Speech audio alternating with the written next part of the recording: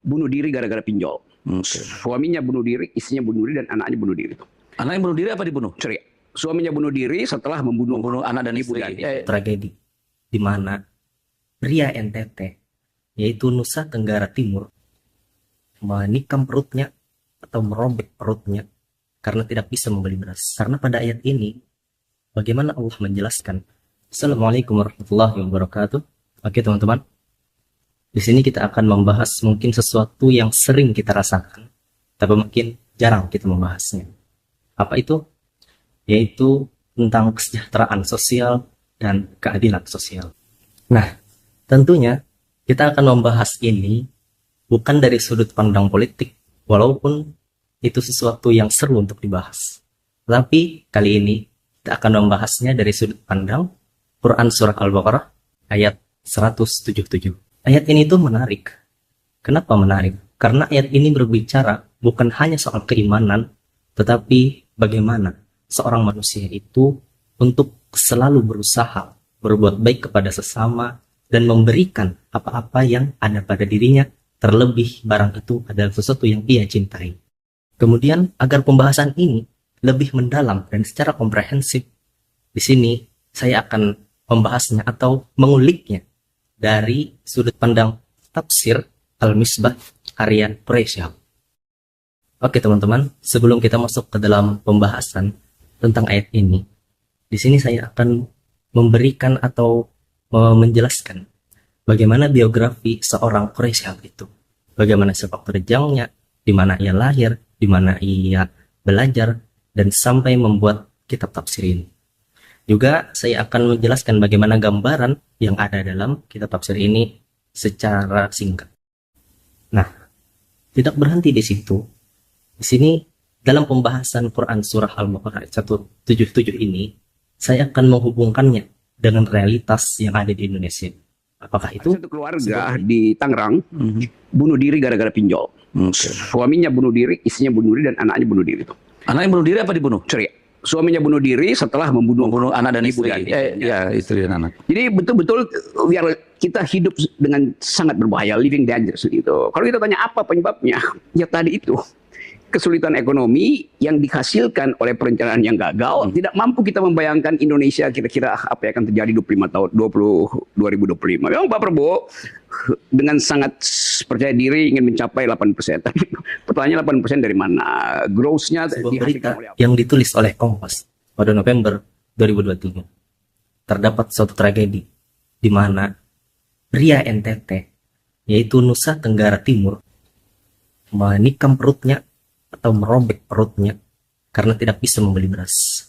Sungguh suatu ironi yang sangat-sangat mengejutkan, bukan? Sebuah ironi yang sangat mengerikan. Bagaimana seseorang itu dalam memenuhi kebutuhan ekonominya sangat sulit, bahkan sampai ingin bunuh diri. Kemudian berita baru-baru ini yang saya dapatkan juga mungkin kurang lebih 3 minggu yang lalu, yang ditulis oleh Liputan 6, itu ditulis di bahwasanya satu keluarga ditemukan meninggal dunia. Karena apa? Diusut, ternyata mereka terjerat pinjol, yang mana itu membuat sang suami depresi, kemudian ia membunuh istrinya, membunuh anaknya, kemudian ia bunuh diri dengan cara menggantungkan dirinya. Lagi-lagi, sebuah ironi. Adapun yang sangat tentang biografi Quraish Shihab. Nama lengkap beliau Muhammad Quraish Shihab. Beliau lahir 16 Februari 1944. Lahir di Rapang, Sulawesi Selatan. Ayah beliau bernama Profesor Abdurrahman Shihab, ibu beliau bernama Asma Abu Rishi. Kemudian pendidikan beliau sekolah dasar di Makassar, pesantren Darul Hadis Al-Faqihiyah. Kemudian beliau melanjutkan untuk pendidikan sarjananya itu di Universitas Al-Azhar. Juga pendidikan magisternya di sana juga. Sampai doktor juga di Universitas Al-Azhar dengan disertasi yang berjudul Nazam Al-Durar li Al-Baqai Tahqiq wa Dirasah. Dan karir dan jabatan beliau adalah dosen di IAIN Alauddin Ujung Pandang. Kemudian beliau juga pernah menjabat rektor IAIN Syarif Hidayatullah pada tahun 1992 sampai 2000. Juga beliau pernah menjabat sebagai Menteri Agama Indonesia pada pemerintahan B.J. Habibie. Juga beliau pernah menjadi Ketua MI Pusat dan anggota Lajnah Pentasheh Mushaf Al-Quran. Adapun karya dan penghargaan beliau adalah salah satu orang penulis lebih dari 50 buku, termasuk Tafsir Al-Misbah yang sampai 15 volume. Juga beliau aktif dalam program televisi seperti Metro TV, RCTI, dan SCTV, termasuk dalam daftar 500 muslim paling berpengaruh di dunia. Oke, baik teman-teman, adapun gambaran bagaimana beliau menulis buku beliau ini atau Tafsir Al-Misbah ini, sebelum masuk pada ayat-ayat yang ingin dibahas, beliau terlebih dahulu memberikan pengantar pada surah tersebut, yaitu seperti di mana surah ini turun atau berapa ayat surah ini, kemudian apa saja yang terkandung dalam surah ini, sebelum membahas ayat-ayat. Nah, kemudian beliau di dalam daftar isinya juga mengelompokkan ayat-ayat itu berdasarkan kelompoknya. Misal, kelompok 1 ayat 1 sampai 5, kelompok 2 ayat 6 sampai 10 dan seterusnya. Dalam penafsirannya, nuansa linguistiknya itu sangat besar dalam beliau menafsirkan ayat-ayat Al-Quran. Juga untuk menguatkan pendapat beliau juga mengutip pendapat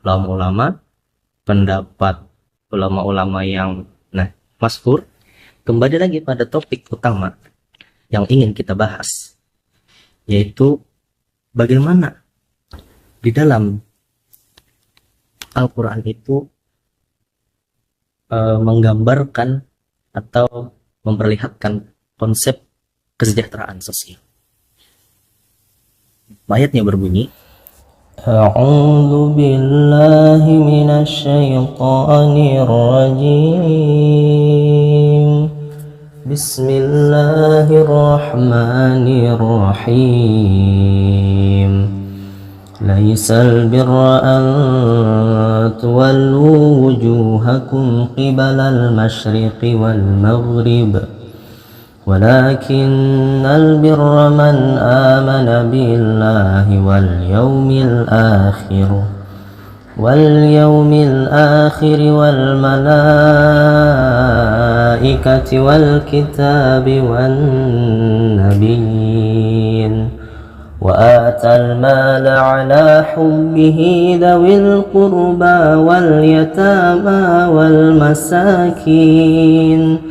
والمساكين وابن السبيل والسائلين وفي الرقاب وأقام الصلاة وآتى الزكاة والموفون بعهدهم إذا عاهدوا والصابرين في البأساء والضراء وحين البأس أولئك الذين صدقوا وأولئك هم المتقون. Artinya, bukanlah menghadapkan wajah kamu ke arah timur dan barat itu suatu kebajikan. Akan tetapi, sesungguhnya kebajikan itu ialah beriman kepada Allah, hari kemudian, malaikat-malaikat, kitab-kitab, para nabi, dan memberikan harta yang dicintainya kepada kerabat, anak-anak yatim, orang-orang miskin, musafir yang memerlukan pertolongan, dan orang-orang yang meminta-minta dan memerdekakan hamba sahaya, melaksanakan sholat secara sempurna dan menunaikan zakat, dan orang-orang yang menepati janji apabila ia berjanji, dan orang-orang yang sabar dalam kesempitan, penderitaan, dan dalam peperangan. Mereka itulah orang-orang yang benar imannya, dan mereka itulah orang-orang yang bertakwa. Dalam tafsir beliau, juga di dalam sebuah YouTube yang beliau terangkan bagaimana beliau menafsirkan ayat ini, beliau menjelaskan bahwasanya asbabun nuzul tentang ayat ini itu masih berkaitan dengan ayat-ayat sebelumnya, yaitu tentang ayat yang membicarakan kiblat, yang mana di situ dijelaskan bahwasanya kiblat pertama itu mengarah ke Masjidil Aqsa yang kemudian dipindahkan ke Masjidil Haram. Nah, itulah kata beliau, ayat ini masih berkaitan dengan asbabun nuzul pada ayat kiblat. Adapun tentang maksud ayat ini, di dalam tafsirnya beliau menjelaskan bahwasanya seyogyanya kita memahami ayat ini itu tidak hanya untuk seorang muslim saja, tetapi kita memahaminya untuk semua umat. Karena pada ayat ini bagaimana Allah menjelaskan bahwasanya sebuah pemberian atau sebuah infak sedekah itu sangatlah luar biasa. Apalagi jika kita kaitkan dengan sesuatu yang seperti tadi yang telah kita terangkan. Juga beliau menjelaskan kata albir, laisal bir birri, albir. Albir itu kata beliau sesuatu kebaikan atau kebajikan. Kebajikan di sini jangan kita sempitkan maknanya. Akan tetapi seluruh kebaikan itu dinamakan albir. Maka kebaikan apapun itu dinamakan albir. Juga pada ayat ini bagaimana beliau menjelaskan laisal bir an tuwallu wujuhakum qibalal masyriqi wal maghrib, bahwasanya suatu kebajikan itu bukanlah kalian itu menghadap kepada timur ataupun barat. Mengapa demikian? Di dalam tafsirnya beliau menjelaskan bahwasanya seseorang tidak dianggap baik itu sebelum ia melakukan suatu kebaikan. Jadi jika kita hanya melakukan ibadah saja, misal kita hanya sholat, hanya beribadah, puasa, tetapi kita tidak melakukan suatu amal kebajikan, walaupun ini termasuk amal kebajikan, akan tetapi pada ayat ini Allah menegaskan bahwasanya suatu kebajikan adalah kalian itu memberikan harta yang kalian cintai, bersedekah, berinfak kepada karib kerabat, kepada anak-anak yatim, kepada mufasir, dan kepada orang-orang yang membutuhkan. Inilah yang disebut suatu kebajikan atau suatu prioritas yang Allah tegaskan bahwasanya kebajikan itu tidak cukup jika hanya kalian itu sholat ataupun puasa ataupun ibadah-ibadah yang hanya langsung kepada Allah. Nah, akan tetapi suatu ibadah yang langsung kepada Allah seperti sholat, puasa itu harus dibantu atau harus ditingkatkan lagi agar suatu ibadah itu bisa berdampak kepada diri seseorang, yaitu dengan melakukan kebajikan, dengan menolong orang, dengan berinfak, dengan bersedekah, apapun itu. Nah, bisa kita bayangkan jika seluruh manusia melakukan ini atau menerapkan ayat ini, mungkin hampir 70-80% tidak ada kejadian seperti yang diberitakan oleh media-media nasional. Tentunya ini menjadi refleksi untuk kita. Jadi, walaupun ekonomi adalah suatu tantangan besar, bukan hanya di Indonesia tantangan ekonomi ini, tapi mungkin di seluruh dunia, apalagi negara-negara berkembang. Mereka tantangannya yang paling utama, ataupun salah satu yang paling utama, adalah bagaimana kesejahteraan masyarakat itu didapatkan. Akan tetapi, perlu kita garis bawahi. Jika kita melihat secara keseluruhan, sebenarnya Indonesia itu bisa untuk mensejahterakan rakyatnya. Bagaimana caranya? Salah satunya memberantaskan korupsi. Akan tetapi kita lihat bagaimana realitas yang ada di Indonesia. Bagaimana seorang yang dinyatakan sebagai merugikan negara sebanyak 271 triliun, akan tetapi dia hanya dihukum selama 6,5 tahun. sungguh sesuatu yang sangat-sangat tidak adil bagi kita. Maka jika ini didengarkan oleh mereka-mereka yang menampung kekuasaan, mereka-mereka yang mengelola kekuasaan, cobalah untuk lebih memerhatikan rakyat,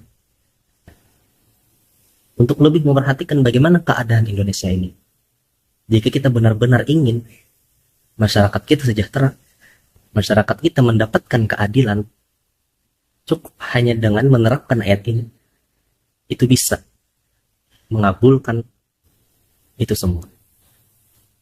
Jadi, teman-teman, Al-Quran bukanlah suatu kitab yang hanya kita baca, yang hanya kita lihat, ataupun hanya kita panjang sampai berdebu.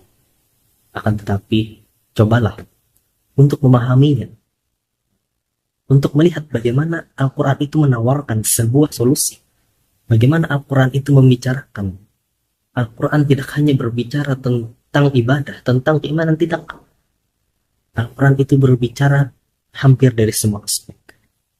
Bagaimana Al-Quran berbicara tentang kepemimpinan, bagaimana Al-Quran berbicara tentang bagaimana suatu rakyat yang bagus itu, juga bagaimana Al-Quran itu berbicara tentang hukum. Tentunya ini bisa kita jadikan sebagai landasan ataupun sebagai referensi dalam kita menerapkan yang mungkin berada di tampuk kekuasaan dalam melaksanakan kebijakan-kebijakan itu. Mungkin itu sih yang coba saya sampaikan. Wabillahi taufiq wal hidayah. Wassalamualaikum warahmatullahi wabarakatuh.